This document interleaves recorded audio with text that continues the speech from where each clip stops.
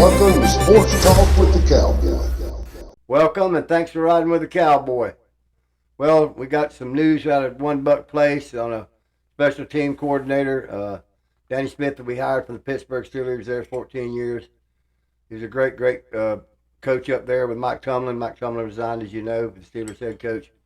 So he'll be our new special teams coach. We got rid of the problem we had at special teams last year. We hope we did. This man's been around the league for 30 years and been in coaching with the Steelers and the Bills and the Eagles for long tenures at each job. So he's better than McGahee that we got rid of, special team coach. And we're underway now trying to get the coaches in for Todd Bowles' 2026 campaign.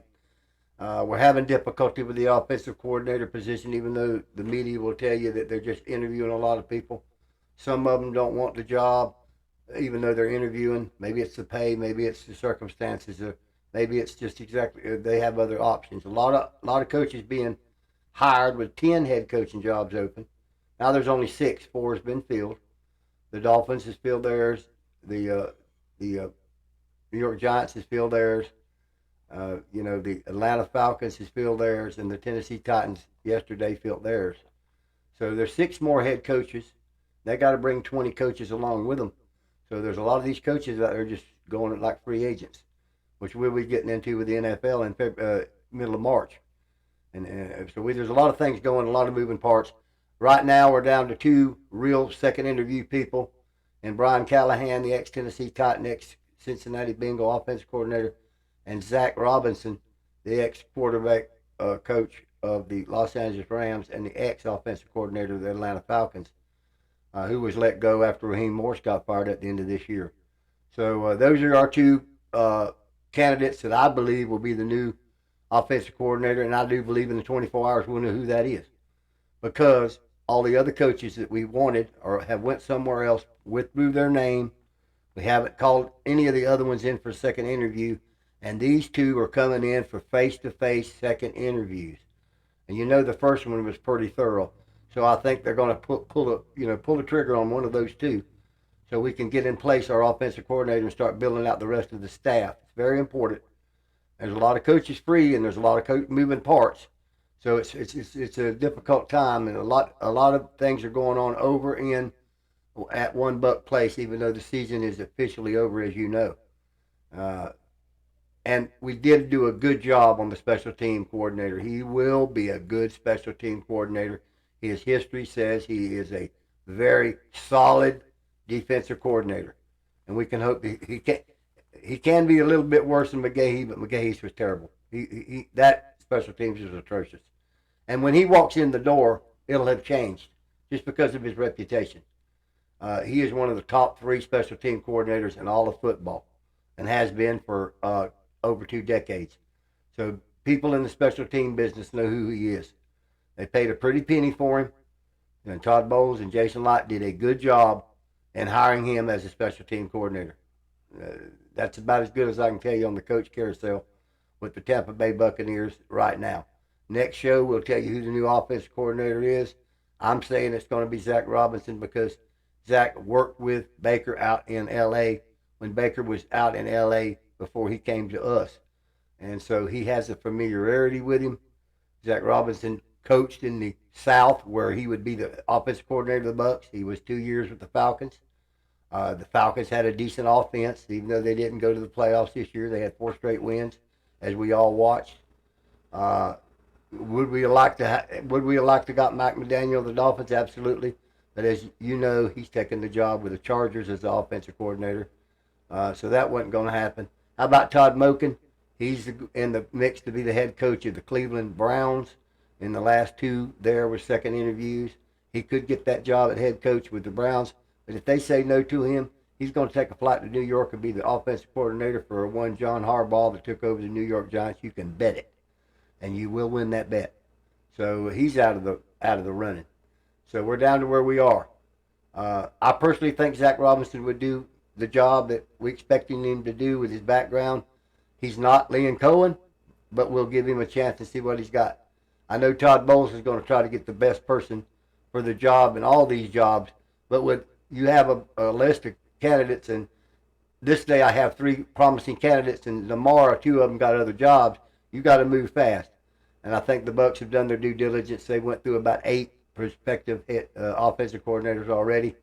So they've had a lot of interviews with a lot of coaches already, and they've got a lot of interviews set up with the defensive line coach, the secondary and safety coach, the interior linebacker coach. We need a quarterback coach. We've got all these other coaches to fill out. We need to get the coordinators, start from the top and work down. And the only 2 coordinator positions we needed to fill was offensive coordinator, special teams, and we got the special teams. So we'll keep you posted on what's going on with the Bucs in this coaching carousel. As far as playing of the game, we have the Detroit Broncos hosting the New England Patriots on Sunday at 3 o'clock in Denver, with a backup quarterback starting for Denver because their starter, Bo Nix, broke his ankle in last week's division round of the playoffs. And we have the Los Angeles Rams heading to the Seattle Seahawks at 6:30 on Sunday to determine who will represent the NFC in the Super Bowl in San Francisco, or Santa Clara outside San Francisco, for Super Bowl Sunday. There'll be some good matches. The Seahawks and the Rams played twice, of course, in their own division this year. Seahawks took one, Rams took one. So that's where we stand with that game. I'm thinking Seattle will win that game. That's just my personal opinion. But it's going to be a tough and close game. I do believe New England will carry the day against Denver, but if Denver makes any mistakes, Sean Payton will have his defense ready. And it could be that Denver comes out with that second string quarterback nobody's seen for a long time, Jared Stidham, and win that game. So they're going to be good games out this weekend to determine who goes to the Super Bowl. We'll keep you covered on the winners, and so that we can get you prepared for the Super Bowl. But that's about what's going on as far as the game on Sunday, the championship games of both AFC and NFC. Many coaches have been fired. As you know, there's 10 coaches that were fired recently. The Buffalo Bill coach, Sean McDermott, who was there for 9 years and took the Buffalo Bills to 8 playoffs and 3 championship games, even though he never won any of them to get to the Super Bowl, has been let go by the Buffalo Bills. Owner decided they wanted a new direction. But basically, there's yet another frontline coach out in the fray. I don't know that he's out actually looking for a job right now this minute, but I'm sure there are many a team that's looking for a head coach that's picked up that telephone and made a call to him. But we'll see how that goes. We'll keep you posted on we'll give you a actual rundown of every coach hired. But right now, Tennessee, Atlanta, Miami, and New York Giants have completed and hired their new head coach. I look for the Cleveland Browns in the next day or two to hire their coach. I look for the Raiders to hire theirs, and the Cardinals pretty quickly. I think the Steelers will take their time to hire their new head coach. I think the Ravens will take their time hiring their next head coach, and so the Bills. All 3 of those teams will be, I think, the last teams to get them a head coach. But I could read wrong. We'll keep you posted. And it comes a time in the year that we move to baseball, and then that will start in the middle of February with catchers and pitchers starting spring training. And our Rays will start another season this year. We'll go back to Tropicana Field in St. Petersburg. We've got the roof on it now, and we'll be ready to play ball in there this year and for the upcoming years until the new stadium's built. In stadium news, the Tampa Bay Rays have got with Hillsborough Community College there on Del Mabry in Tampa, and has agreement to build a new stadium and multi-use business district around that stadium at the Hillsborough Community College site on Del Mabry in Tampa. This is just a preliminary agreement that the 108 acres of land there can be used to build this stadium that the new ownership group of the Rays have now in place. So they can start working on the money, the planning, the prospective business that has to take place before even the stadium is even down in their contracts, before the money starts moving. So they got a long way to go. But on the playing field, the Rays are coming out this year weaker than normal. They've got rid of Brandon Lowe. They've got rid of Jake Magnum. They've got rid of Sean Boz. They've got rid of quite a few of their players this year. They didn't pick up quite any players, frankly. In the free agency, they haven't been aggressive whatsoever. They're always never aggressive, but this year they were really even lower than that. So we're going to try to give you a little bit of taste of some of the new players they have. Not many from last year, except for players they brought up from AAA up in Durham, North Carolina. I don't look for the Rays to make any kind of a mount against the East in the American League this year, sadly, for the Rays fans and myself as a Ray fan. I just don't look for much out of the Rays this year. They just haven't went out and put a team that is competitive on a nightly basis. Even last year when they had their streak, me and DJX was talking about how they had offensive problems. They got less on offense, not more. So, and they're counting on injured pitchers and injured players to come back and make a difference, and they're not up to snuff to do that. So, I just don't see them having a great year this year, but we're just going to have to wait till baseball starts and all the teams get back on spring training, and maybe there's some trades made, and maybe we can get on a little run. But overall, for 162 games, it don't look too promising for our Tampa Bay Rays. But we'll keep you posted as spring training starts in February, around the 10th or the 12th of February. And now we'll go to the Tampa Bay Lightning, which are on an absolute heater, a hot streak of winning 12 out of 14 games. They're the hottest team in the National Hockey League. Our Tampa Bay Lightning is the bright spot of the evening, ladies and gentlemen. They are playing out of their minds. They're playing absolutely wonderful hockey. They've got a few injuries, but the players they have are just playing magnificent. And when you go out and win 12 out of 14 games, you are playing magnificent hockey. The only sad thing is, at the end of this month, another week from this shooting of this show, there'll be the Olympics in Milan, Italy. And in Milan, Italy, where there'll be a hockey championship, of course, gold and silver and bronze medal for the hockey teams of the world.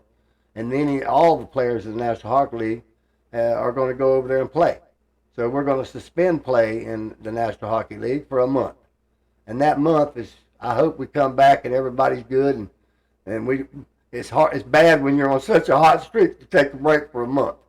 But that's what's going to happen to our Lightning, and that's what's going to happen to the National Hockey League the first part of February. They're all going to go to Italy and play. Not all of them, but a lot of them. Enough that they shut the league down. So we'll keep you posted after they get back from over there. We'll keep you posted during the Olympics. We're going to try to keep you posted in the Olympics as they are taking place in Milan, Italy in February. But we got about a week and a half before that gets going. And we also got a big race this week in the IMSA, International Motorsports Association, or IMSA, sports car race, the 63rd running of the 24-hour Rolex race in Daytona. That's this weekend. That kicks off the world sports car racing for the season. It's their first game, first test, first circuit, first race, and a big one, a crown jewel, the 24 Hours of Daytona. And as we all know, being from Sebring, Florida, after that race, their next stop will be in March at the 75th running of the oldest endurance race in North America, the 12 Hours of Sebring. And that will happen this year. So we're going to be tuning into the Rolex and seeing those teams that will participate here in Sebring in March in our 75th running and end the series. So we're getting into a different, we got baseball getting going, we got hockey in the middle of the season, we got the Olympics coming up, and we have sports car racing. And in the middle of February, we're going to have NASCAR, the Great American Race, the Daytona 500, the 15th of February. So we're just a little bit out on a lot of different things going to happen. But for tonight, that's about what's going on in our media market, which is Tampa. And our favorite teams, which are the Bucks, the Rays, and the Lightning. So God bless you, and I want to go through our questions now. And the first question is from Tammy. And Tammy wanted to know what I thought about Baker Mayfield and his input on the new offensive coordinator. And Tammy, I think the input on his hiring will be very, very important to Baker and important to the whole staff of the Bucks, because he has to get along with that offensive coordinator. We don't want a guy that comes in here and they're going to rub horns. Todd Bowles knows, Tammy, this is it for him. This is his last song. And if he don't play it good this year and the tune don't sound exactly the way it should, his days in Tampa have already been starting to be numbered. Okay? So he's going to do everything in his power. That's one thing you know about Todd Bowles. He's diligent. And he's going to try to get a good offensive coordinator in there. The question, Tammy, is, can he? Because there's a lot of competition for those offensive coordinators. But I think Zach Robinson, who knew him back with the Rams before he came to Tampa, and has been coaching under Sean McVay, was the quarterback coach for Sean McVay out in the Rams, would be somebody with the Atlanta Falcons background as offensive coordinator for 2 years. I think he's the guy, Tammy. I think Robinson will be the guy before the next shooting of this show. I think it may be within the next 24 hours he'll be hired. God bless you, Tammy, and thank you for your support and your question. And the next question is from Lisa, and Lisa wanted to know what I thought about the Buffalo Bill, Denver Bronco pass in the game with Cooks come down with the ball, and they said that it was intercepted by the other player. Well, Lisa, that play has been controversial because he caught the ball, he was on the ground, the Denver player had his hands on the ball as he was on the ground and rolled out of being on the ground with the ball, and it was an interception. I don't like that call. I don't like that rule. I don't like it that when a man catches a ball and he hits the ground, he should be down. And they've made a provision on that rule that says he's got to maintain control of the ball. I don't like that because the ground can't cause a fumble in any other respect. If you're a running back and you drop and hit the ground, it pops out. The ground can't cause a fumble. Well, he was laying on his back on the ground. Well, it was a catch. It wasn't him having the ball in his possession. I don't like it. I don't like it myself personally. I thought he was down. It should be a new rule that he is down, and not only him, but any other player, when he hits the ground, he is down, okay? If he's got control of the ball when he hits the ground, he's down. Somebody grabs it from that point on, hey, he's down. But that's just my opinion. That's not the NFL's. But God bless you for the question, because that catch meant the Bills didn't get to kick a field goal, which in turn would have won them the game, which in turn wouldn't have got their coach fired, okay? So, yeah, it was important. God bless you for your question. Thank you for your support. And the next question is from Philip, and Philip wanted to know what I thought about the Bucs' overall coaching needs. Philip, they need a lot of coaches. They need 7 of them. They've hired 1. That means they need 6. And the coordinator position is as important as any position on that football team. You and me know it, Philip. And what's going to happen next year is going to be very, very important.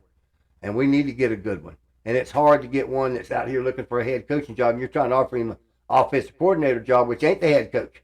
He's going to be out looking around for these head coaching jobs. You can say, hey, I want you to be my offensive coordinator. I'll get around to it. And that's about how it is. And then when you get one you like, sit down with him, and this is a guy, next thing you know, they done pulled him off to another team and got him doing the same job somewhere else. That's the way it is with Zach Robinson. We're talking about him being our offensive coordinator. But the thing here is this. Philadelphia Eagles want to interview with him on Friday. You got him here today on Wednesday in Tampa. I wouldn't let him get there to Philadelphia on Friday because guess what? He might be the Eagles' offensive coordinator. So, yeah, it's a difficult situation. I think Todd Bowles is trying to do as good as he can, Philip. And believe it or not, Todd Bowles has done a fantastic job on the special team coordinator. He is going to do the job there. So if he can get some good coaches, it surely won't hurt him on his way in this last year that he's got to win. It won't hurt him if he's got good coaches. And then in March, when he can go out and get free agent NFL players, and he goes and gets some veteran free agent players to come in here and play for us, a.k.a. Tom Brady at one time, a.k.a. Jason Pierre-Paul, a.k.a. Nagani Sue, go out and get them players, bring them back in March, and then in April go out and get a draft for some good college players. That ain't going to hurt him a bit. So he's got to get these things in order because they're coming pretty fast. God bless you, Philip. I think he's doing a good job. Thank you for your support. And the last question tonight is from Bobby. And Bobby wanted to know what I thought about Mike Evans' retirement. And Bobby, I think it has to do a lot with who the offensive coordinator is, Bobby. I think Mike Evans would come back if he felt good about the offensive coordinator. And I'm sure that I'm praying, and which all of us are, that they are consulting with Mike Evans, Chris Godwin, Baker Mayfield, trying to get a feel of which of these guys they want. Because that chemistry matters. Chemistry matters in your everyday life, and it matters in football and any other sport.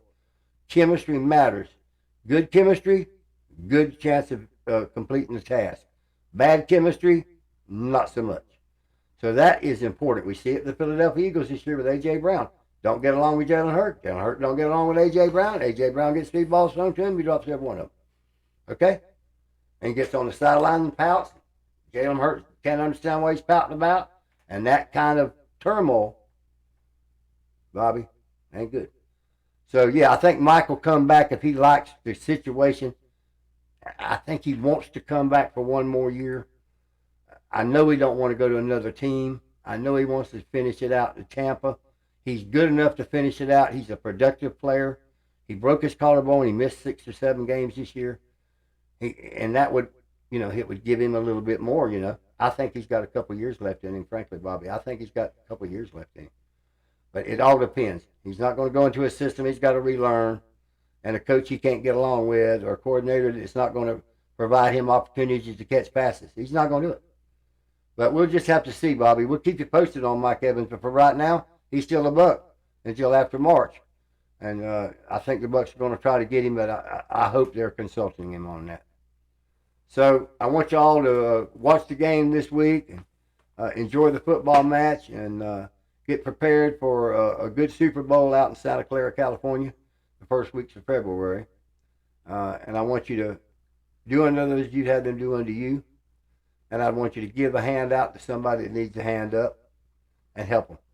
Because we need a lot more love in this world than we do hate. We need a lot more givers in this world than we do takers. We got a lot of all of that other. And it ain't faring well in a lot of things. God bless you, Cowboy out. Have you ever had a dream that you